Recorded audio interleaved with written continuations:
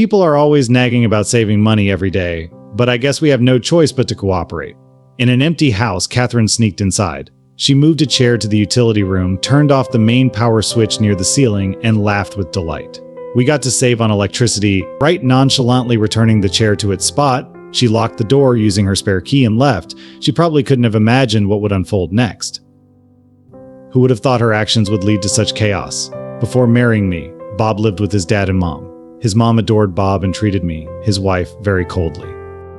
The saving grace was that Bob always listened to my side of the story, but this seemed to irritate his mom, leading her to pull such stunts. Yet, she probably never imagined it could be life-threatening. After this, I began re-evaluating my relationship with her. My name's Jessica, 30, working in a corporate setting. Bob and I, along with our second child, Michael, live in a condo near our in-laws. Bob and I work at the same company. While Bob is in sales, I work in the administrative department. But even though we're in different departments, we understand each other's jobs. After getting married, we both continued working and share responsibilities at home, whether it's housework or raising our child, Michael. Bob's parents are still alive and live away from us. When we first got married, there was talk of us moving in with them. However, my mother-in-law was firmly against it, so we decided to rent an apartment close to their home. My father-in-law was a workaholic in his younger days, but after Michael was born and he retired, he started visiting us more often, playing with Michael and keeping him company. He's a kind man. However, it seems I haven't built a good relationship with my mother-in-law. She seems overly attached to Bob, perhaps out of frustration with her workaholic husband. When Bob and I first got married, she would often find faults with me, but after Michael was born, her attention seemed to be divided between Bob and Michael. But her strict attitude towards me hasn't changed. If I were a stay-at-home mom, I might have had to face her more often, and that could have been stressful. Fortunately, since I work, I get to vent out my frustrations about her with my colleagues. I've been working at this company for 10 years now. Currently, I'm the head of the administrative department, mentoring newcomers and handling important tasks assigned by my superiors. Work is an essential part of my life. Maybe being a career woman bothers my stay-at-home mother-in-law. She spent her entire married life as a homemaker, raising Bob and managing the household chores all by herself. Her relationship with her dominant husband wasn't the best. While I work hard outside the home, with Bob's help, we split household and child care duties. Seeing this, my mother-in-law might be both envious and irritated. I do empathize with her to some extent. However, if she continues to hold on to those feelings, our relationship will only deteriorate. I've tried to bridge the gap numerous times, but she remains stubborn and distant.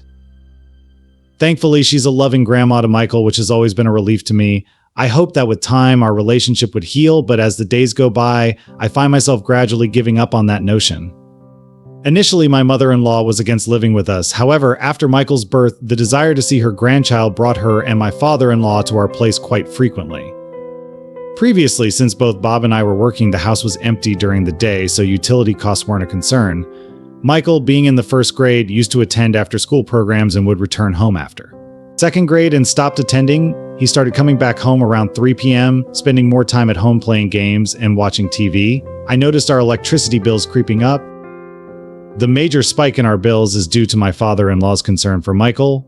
He didn't like the idea of a young child having house keys and staying alone till the parents return, so he suggested that he'd meet Michael when he returns from school and stay with him. Given the safety concerns nowadays, we appreciated his offer and handed him a spare key. The two of them started coming over in the mornings, turning on the air conditioning and waiting for Michael, causing our bills to surge significantly. While I'm grateful to my father-in-law for looking after Michael, I felt that them coming over just in the evenings when he returns from school would have been sufficient. My mother-in-law once remarked, "Staying here saves us some money on our electricity," which honestly irked me more. While I didn't want to be overly frugal, especially considering the need for cooling or heating, I was bothered by the waste. She would often leave lights on in rooms she wasn't using or leave the TV on even when she wasn't watching. I told her, "Please turn off the lights when you're not using a room." Her retort was, "Why are you being so stingy when you both work?" I've tried talking to her about this multiple times, but always faced complaints. Even though Bob and I both work, we want to save for Michael's education, potential caregiving costs in the future, and our own retirement. Money never seems enough for all these needs. Bob tried to address the wastefulness with his mother, but she believed she was doing no wrong and felt unjustly blamed by me. One day, both Bob and I had to work overtime, which meant we'd be returning home later than usual. I usually shop for dinner on my way back from work and cook for the 5 of us, including my in-laws. Considering we'd be eating late, And also worrying about Michael, I informed my father-in-law I'll be getting back a bit late today, but I'll prepare dinner once I'm home. Could you please wait a little longer? Knowing him to be content with just some beer and snacks, I suggested he could munch on the pickles or some leftovers from the fridge, to which he agreed. After finishing work and shopping, I hurried home, only to be greeted by a delivery guy at the door, wondering what was going on. The delivery person informed me that my mother-in-law had ordered sushi for 5 and instructed him to collect the payment from me when I returned. To my surprise, it wasn't from a budget sushi place, but a premium sushi restaurant. I was taken aback. I paid the delivery person and rushed inside to confront my mother-in-law. "You could have left something prepared if you knew you'd be late," she retorted. "I've been so busy lately, I didn't have the time, and ordering such expensive food without telling me is a problem," I whispered, trying to avoid involving Bob and Michael, but she raised her voice. "Listen to this, Jessica here told us to wait hungry till she gets back. Even Michael was hungry, right? Holding on to Michael, she sought his agreement. Mom's being mean. Isn't she feeling sorry? My father-in-law, Tim, took out his wallet to reimburse me, but I hurriedly declined. I can't accept this. I merely wanted to convey my concerns about unnecessary expenses, but she just wouldn't understand my feelings." A few weeks later, on a particularly hot day, both Bob and I had to take day trips to different locations for work. My workaholic father-in-law, who had always been supportive of my job, assured us, "I'll take care of Michael, just focus on your work." Michael was thrilled about spending time with his grandpa, and we could concentrate on our tasks without any worries. In the evening, as I boarded the train to return home, I decided to check my phone and noticed over 20 missed calls. The first 10 were from Michael. We had given Michael a cell phone since the first grade, just in case we weren't home due to work. I had an important meeting and had my phone on silent, which is why I didn't notice the calls. My heart raced with anxiety. I tried calling Michael, but it went straight to voicemail. Seeing missed calls from Bob too, I tried reaching him, but to no avail. With a heavy heart, I waited, and as I stepped onto the train platform, Bob called.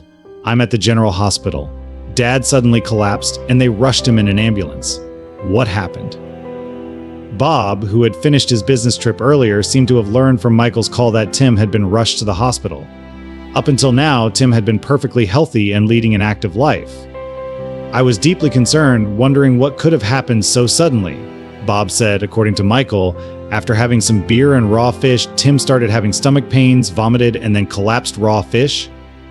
The raw fish brought to mind the fresh one I had left in the refrigerator, along with some beer as a thank you to Tim for looking after Michael today. But that raw fish was freshly bought this morning. It shouldn't have been something that would upset anyone's stomach. For now, I headed straight to the hospital. At the hospital, I found Bob, a visibly shaken Jessica, and Michael looking pale.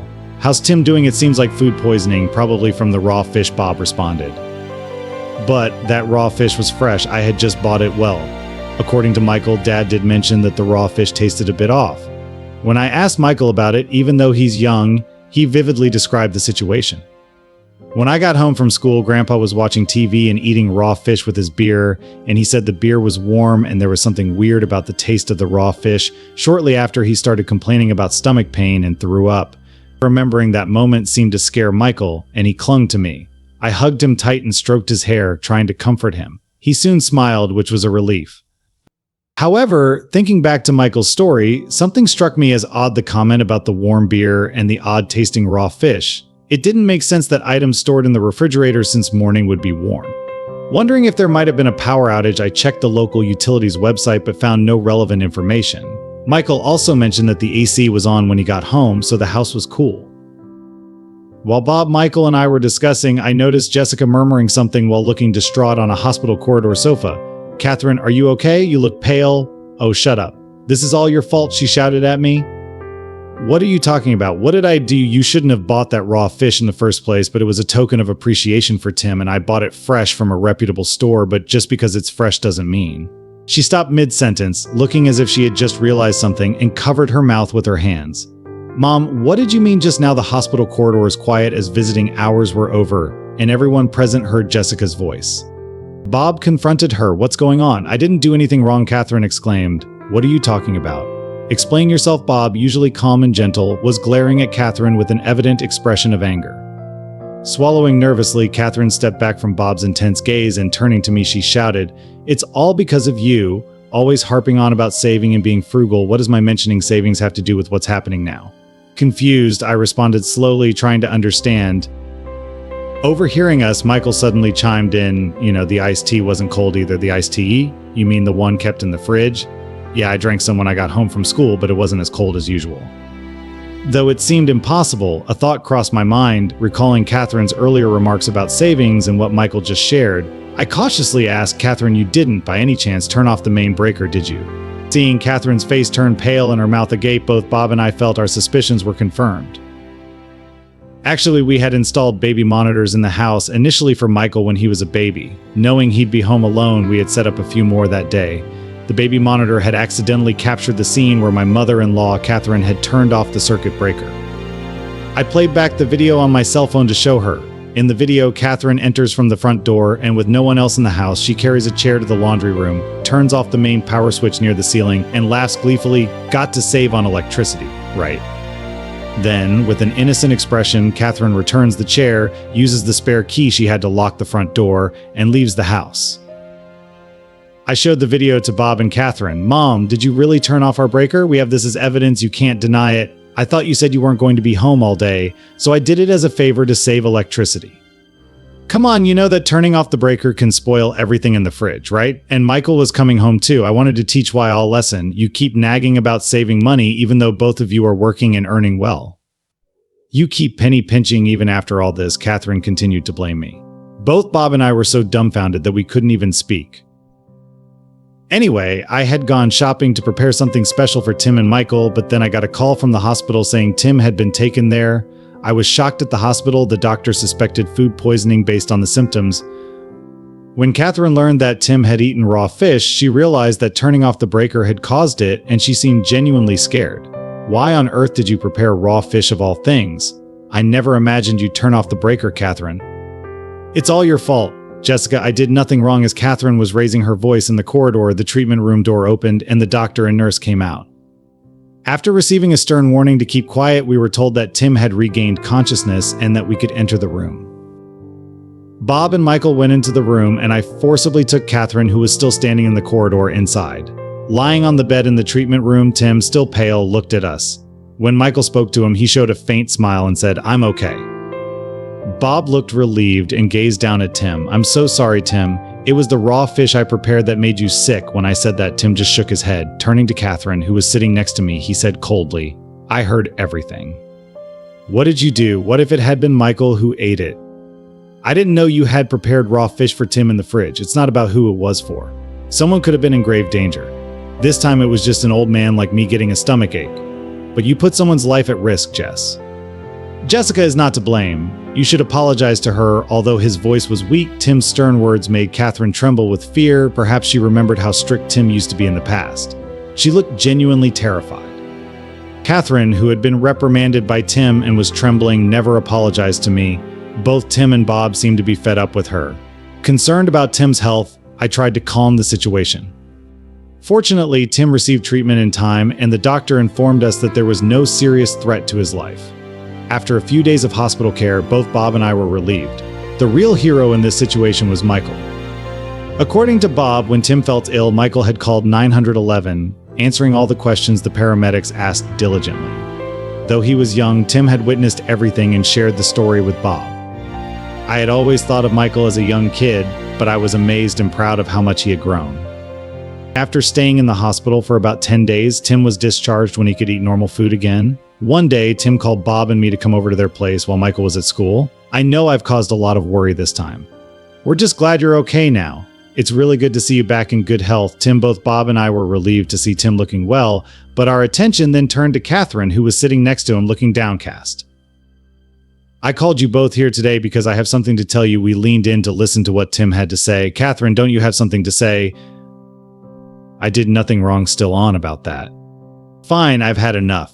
I want a divorce." What? Not just Catherine, but both Bob and I were shocked by Tim's sudden declaration of divorce. "Dad, what's gotten into you talking about divorce out of the blue?" "Well, it's not just about what happened this time. I've been thinking about how we've treated Jessica over the years. Maybe it's my fault for being so focused on my work and neglecting our family. Maybe that's what turned Catherine into this," Tim said, apologizing with a remorseful look. "Tim, I can't forgive what Catherine did. The thought of Michael possibly experiencing the same thing as you did scares me. I'm sorry, but I thought Catherine deserved a chance to apologize. That's why I called you here, but she shows no remorse. As Tim glanced at Catherine, she glared back at me defiantly. Why should I apologize when I did nothing wrong? And what's with you, Tim, always trying to look good in front of your daughter-in-law?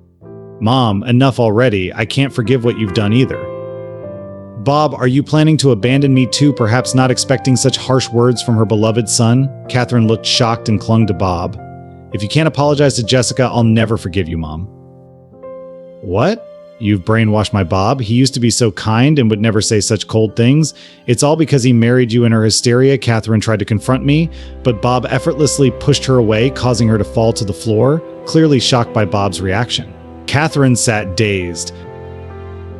In the end, Catherine continued to blame me until the very last, grudgingly agreeing to Tim's suggestion of divorce. She later moved out and lived alone in a small apartment, scraping by on her pension. In exchange for not seeking alimony, Tim made her promise never to see Bob or Michael again. While Catherine was reluctant about not seeing her grandson and son, Bob's own reluctance made her acceptance inevitable. Evidently, living solely on her pension proved tough, and she had to take up a part-time job. Tim once told us he saw her being scolded by someone much younger than her, which was a humbling sight, given she'd never worked before. I hope that working on her own, Catherine might come to understand how working mothers like me feel. Meanwhile, Bob and I continued to work hard as always. Michael matured a lot through the whole ordeal. He started to insist he could stay home alone, and occasionally by the time I returned, he'd have dinner ready, which was a pleasant surprise. It's bittersweet seeing your child grow up faster than you'd imagined. Tim started living a relaxed life on his own, occasionally visiting our apartment. With Michael growing independent, Tim began enjoying his hobbies like golf and attending board game clubs, truly living life to the fullest. While we've had our challenges, we hope to live happily as a family from here on out.